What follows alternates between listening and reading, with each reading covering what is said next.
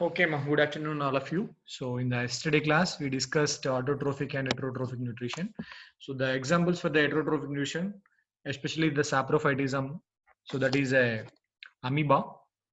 Okay, amoeba is in a single cell eukaryotic organism. So, I already told you the amoeba take the food material by entire surface because of there is no specific part to take the food material from the external surroundings.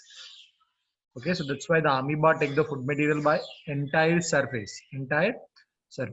So as complexity is increases in the organism because of amoeba unicellular organism. So later the organisms are evolved to form in a multicellular, so to form in a organs and the tissues, organs and organ system. Finally, they perform the different functions. Please mute your audio, ma. All of you mute your audios. Okay, so just you watch this video how amoeba take the food material here. So nutrition in amoeba. So actually the food is obtained in the different ways already I explained in the previous class. So actually the amoeba is in a unicellular eukaryotic organism. So these amoeba produces, so especially the protoplasm of the amoeba that produces a finger-like projections. So you see in the video, so these are the finger-like projections that are produced from the protoplasm. So which are called as pseudopodia. What it is called? Pseudopodia. Okay, yeah, the pseudo means false, podia means foot.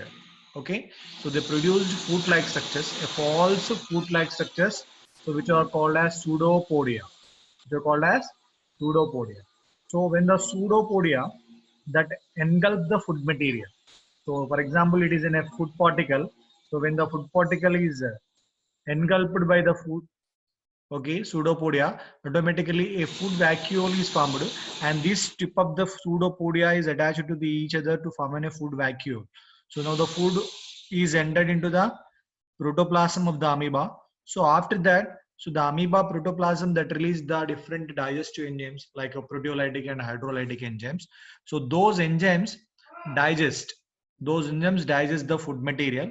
So after the digestion of the food material, the food particles, so which are distributed through or diffused through over the protoplasm. So now the food particles, whatever the food particles, so which are diffused throughout the cytoplasm and utilizes for its growth and development. So after that, using of the food material, whatever the waste or undigested material, so which is also eliminated by the cell surface only. So that's why the amoeba food intake, nothing but the process is called as endocytosis. What it is called as endocytosis. So simply, amoeba is a unicellular microorganism. So it produced a false foot-like structures which are called as pseudopodia towards the food material. So after the food material entered into the pseudopodia encloses or engulf the food material to form a food vacuole. Those food vacuole is entered into the protoplasm. So after that entry of food vacuole into the protoplasm, so the protoplasm release the different proteolytic and hydrolytic digestive enzymes. So those digestive enzymes digest the food particles, means the complex food particles into the simple food particles. Those simple food particles are diffuses over the protoplasm of the amoeba. So after that, whatever the unwanted or undigested food material that found in the vacuole is also eliminated through the surface of the body. So this phenomenon is called as endocytosis. Endocytosis. So now you see real microscopic video, the nutrition in amoeba. So actually it is in a microscopic video. So it is an amoeba that produces the a pseudopodias. Okay, so it is an unicellular other living organism. So actually the pseudopodias are attached to each other. So when they are attached to each other, automatically what will be formed? A food vacuole is formed. Okay, so that food vacuole is now entered into the protoplasm of the amoeba. So just you see that it is clearly appeared. So in the microscopic video. Okay, so this is the organism that now present in the protoplasm of the amoeba. So now it is releases the enzymes. Okay, when it is releases the enzymes, what will be happen? The unicellular microorganisms is digested, and that digested food material that passes to the different corners of that protoplasm of that amoeba. So which is called as nutrition in amoeba. Nutrition in amoeba. Okay. So now coming to that one more examples they given in our textbook, that is paramecium. Okay, so actually the paramecium is also called as a slipper mole. So because of it is look like as a slipper. Okay, so chapel like structure, so that is called as slipper mole. So there is a small difference in between the amoeba and paramecium. So amoeba food taken by the entire surface of the body. So there is no specific pot is developed so to receive the food material. But in the paramecium, so a specific pot is present. So that is responsible to take the food material from the outer side. So which is called as cytostome. What it is called? Cytostome. Cytostome. Cytostome, which are also called as cell mouth or groove. Okay, cell mouth or groove. So actually, just you see the picture here. So it is in a place. Okay, so which is used for the food capturing, which is used for the food capturing. So after the food capturing, so it is entered into the buccal cavity to form a food vacuole. So this food vacuole is moved through a particular channel, and whatever the food material present in the food vacuole is digested by the enzymatic action. Digested by the enzymatic action. So after the digestion of the food material that present in the food vacuole, that is diffused into the cytoplasm or protoplasm of that paramecium. So whatever the waste material or undigested material after absorption, so it is eliminated through a particular pore. It is eliminated through a particular pore, so which is called as anal pore. So that's why the paramecium that have a specific pot to receive the food material and also to eliminate the waste material. To eliminate the waste material. So there is a difference here to amoeba and paramecium. So paramecium from anywhere it take the food material from anywhere of the surfaces, it release the or it eliminate the food material. But the paramecium, so which capture the food material by the special pot, so which is called as groove or cytostome, and the food material moved through a particular channel and involves in the enzymatic digestion, and after the digestion the food material is absorbed by the protoplasm, then the undigested food material is eliminated. Okay, the taking of the food material or capturing of the food material by the paramecium is called as endocytosis, and eliminating of the waste material from the protoplasm is called as exocytosis. Endocytosis and exocytosis. So there is a small difference here. Okay, regarding to the amoeba nutrition and regarding to the paramecium nutrition. Okay, so here specific pot to capturing and the what it is eliminating. Okay, so now this is the video regarding to the paramecium nutrition. So these are the paramecium cells. So these paramecium cells that are okay, so just to see that, so it is in a paramecium, microscopic paramecium, real paramecium cell. So which take the, so just you see that, so you find out the tango red color inside the body of that paramecium and as well as the outside of the body of the paramecium. Okay, so actually, so these paramecium cells that capture the yeast cell, so which are located towards the outside of the body. Outside of the body. Who is writing the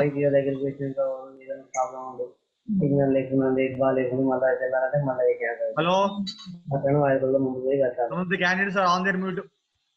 Who is?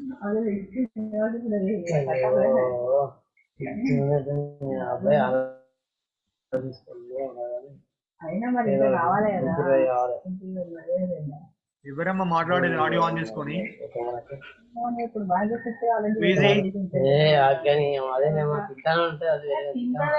Uday Kiran A section Uday Kiran A section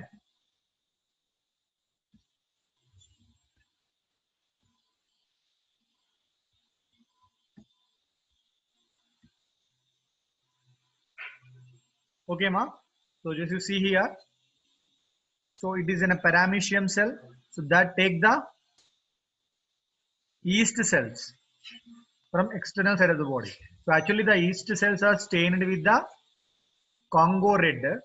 So these all are yeast cells. So now that just you see here, so a specific, yeah, just you see here, a groove is present here, so which is called a cytostome.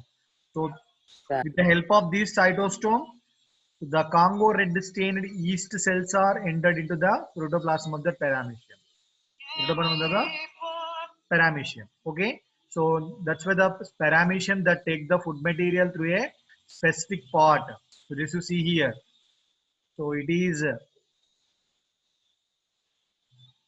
taken yeast cells through a specific part. Okay, so that's why, so the inside the paramecium, so we seen the Congo red yeast cells, Congo red yeast cells. So this is the nutrition in paramecium. So whenever the evaluator asks the questions regarding the nutrition in amoeba and nutrition in paramecium, so explain or maybe the tabulate or differentiate the amoeba nutrition or paramecium nutrition. So just you write the answer for this question. So regarding to the differences. Okay. So now coming to the next slide, the parasitic nutrition in Cuscuta. Okay. So actually in the yesterday class we discussed about the autotrophism. So autotrophism means the plants are able to synthesize food material itself by the using of simple compounds which are available in the nature, that is water and as well as sunlight and also carbon dioxide. So with this simple material the plants are synthesize the complex food material like glucose, okay, and also release the oxygen. So this phenomenon is called as photosynthesis. Okay, the organism who are preparing the food material itself, those are called as autotrophs. So that's why we given a statement regarding the plants. The most of the plants are autotrophic in nature. Most of the plants are autotrophic in nature.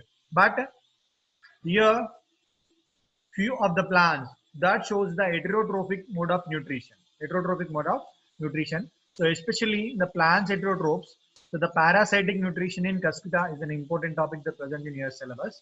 So actually the Cuscuta reflexa, so which is in a leafless twining. So the twining means climbing plant. So because of the stem is very slender, so that's why it is attached to that another plant, another host plants, and it is climbed up. So that's why it is in a leafless twining parasitic plants belongs to the morning glory family. So the family name is in a Convolvulaceae. So here the Cuscuta genus, so that represents near to the 170 species, 170 species that are mainly distributed through the temperate and tropical region of the world. So actually here the problem is the Cuscuta contain no chlorophyll. Okay, that's why it shows the parasitic nutrition. So if you see the plant's main that shows the yellow color, yellow in color. Okay, so actually this uh, absence of the chlorophyll, so that's why the Cuscuta take the food material from that another plant, another host plant. So here the Cuscuta produced a root-like appendages. Cuscuta produced a root-like appendages which are called as astoria. And these astorias are penetrated the tissue of the host plant, tissue of the host plant. That's why the host plant that shows photosynthesis and prepare the food material.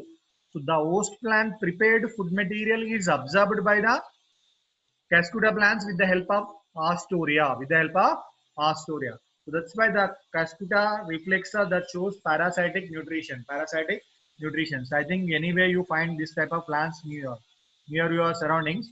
So it is an twined yellowish leafless plant, dodder plant. Okay, so it is the stem is mainly okay, string-like stem. Okay, string-like stems that are yellow or orange or pink in or brown in color. So actually the leaves are completely reduced to form in a minute scale-like leaves and flowers just you see here. So it is in a nodule-like clusters. So tiny yellow or white bell shape. Okay, tiny yellow or white bell-shaped structure. Okay, so this is the stem structure and flower structure regarding to that. Okay, stem is in a long, slender, string-like stem that are yellow or orange or pink or brown in color. So the flowers are mainly clusters in form and they are yellow or white color, bell-shaped like petals. Bell-shaped like petals. So here the dodder seeds germinated. So they're forming the root system first. So they, with the help of that root system, it absorbs the food material from the soil and it is grow up. So when the sender stem that attach to that any host plant, so automatically the root system is disintegrated. So because of, so whatever the slender stem that grows towards the another host plant, so when it is attached to the another host plants, so it produced a finger-like projections that are called hastoria. So that hasturias are penetrated to the xylem and phloems of the tissue of the host plants and take the food material. So whenever, so the stem produces hostorias that are penetrated into the xylem and phloem and take the food material from the host plant. So the root system, so the anchoring root system of the plants is completely disintegrated. So totally the Cascuta plant or Dodder plants is which depends upon other plants from their food material only with the help of Hastoria. With the help of Hastoria. So just you see this video regarding to that. So these are the seeds of the Dodder plants germinated. So they produce a long slender stem. So already you observed in the video here. So the long slender string like stem is produced. So just you see that. So this plant nothing but it is in a host plant. Okay. So these slender stems goes towards the host plants. So when they are attached to the host plant, automatically the stem when it is attached to the automatically it will bulges and produce two finger like projections. Okay, so now just you see that so these all twines that surrounds the stem of the host plant, just you see here. So when the stem is attached to the host plants, it is bulges to produce in a hair like appendages which are called as hastoria. Okay, so these hastorias are produced from the stem of that dodder plant and it is continuous grow. So when it is continuous grow, so it receives the food material from the host plant. So when it is receive food material from the host plants, what will be happen? So the root system or stem that anchorage to the root system is completely disintegrated. So just you see it is disappearing. Okay, so it is completely disappearing and when it is detached, so the plant completely detached with the soil. So where it is attached, it attached to the host plant. So it is attached to the host plant and it will take the food material from the host plant, xylem and phloem, and it is continuously grow. Okay, now that dodder plant is growing. So just to see that the dodder plant is growing and it is forming a twine network like structures that completely surrounds the host plants. Okay, so this is a parasitic nutrition in Cascuta. Okay, so this is a beautiful video. So coming to that overall description regarding to that mode of nutrition. So nutrition is mainly divided into that autotrophic and heterotrophic. Okay, in the autotrophic there are two types, mainly the photoautotrophic and chemoautotrophic. So the photo means here light, the chemo means is chemical compound. So in the photoautotrophic organism, so actually the light is in a main energy. Okay, so actually the energy so which get from sunlight.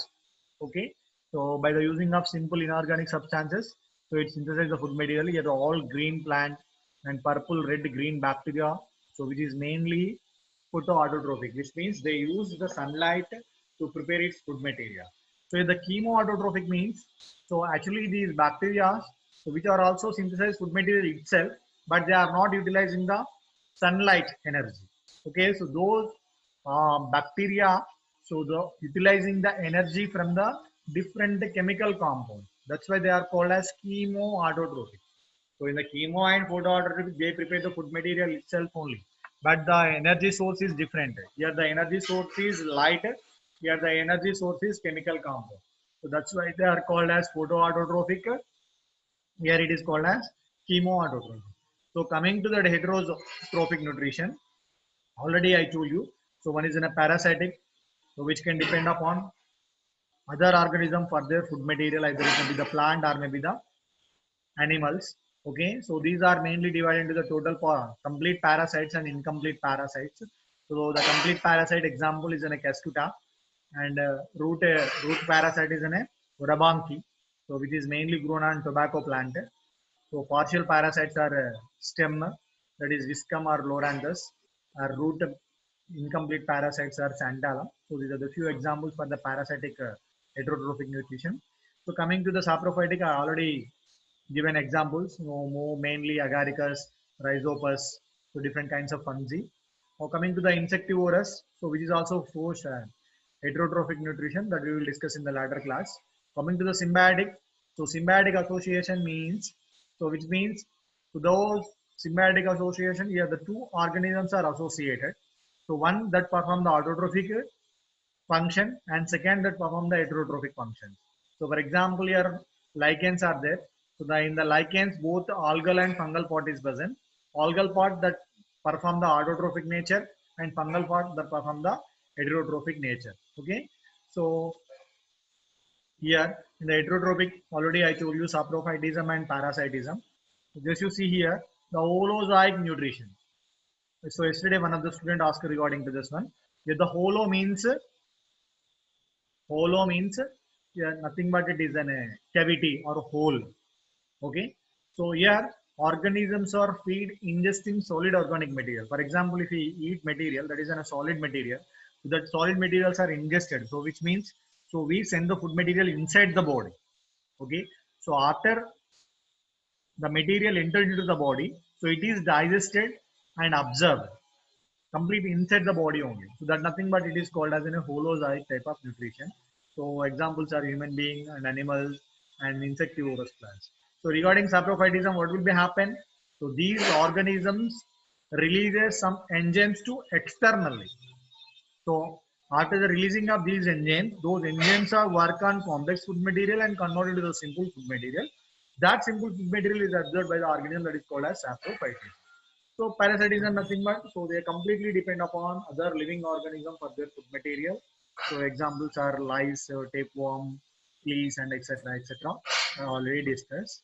Okay, so just you write these questions regarding to that topic that is tablet the autotrophic and heterotrophic nutrition already I gave in the yesterday class.